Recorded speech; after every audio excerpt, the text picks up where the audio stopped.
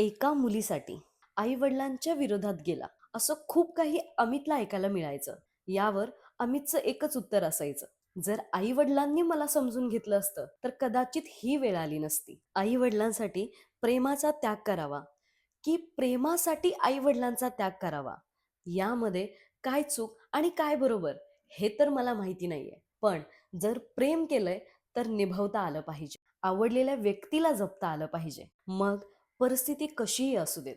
जर अमितने त्याच्या आई-वडिलांचं ऐकून माझ्याशी नातं तोडलं असतं, तर मग तो समाजासाठी किंवा त्याच्या आई-वडिलांसाठी तो एक आदर्श मुलगा असता. त्याउलट अमितने सगळ्यांच्या विरोधात जाऊन माझ्याशी लग्न केलं. पण आता त्याला त्याचेच मित्र, "भावा, तुझ्यासारखं प्रेमासाठी आम्ही आई-वडील नाही सोडले.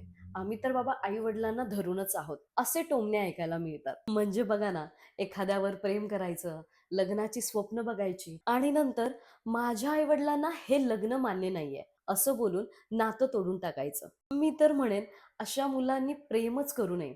आईवडिलांना जी व्यक्ती आवडते त्याच व्यक्तीशी प्रेम आणि लग्न करावं. तुम्हाला काय वाटतंय? कदाचित यावर तुमचे विचार वेगळे असूही शकतात. नक्कीच तुमचे विचार काय आहेत हे मला कॉमेंट्समध्ये सांगा. So thank you. बाय.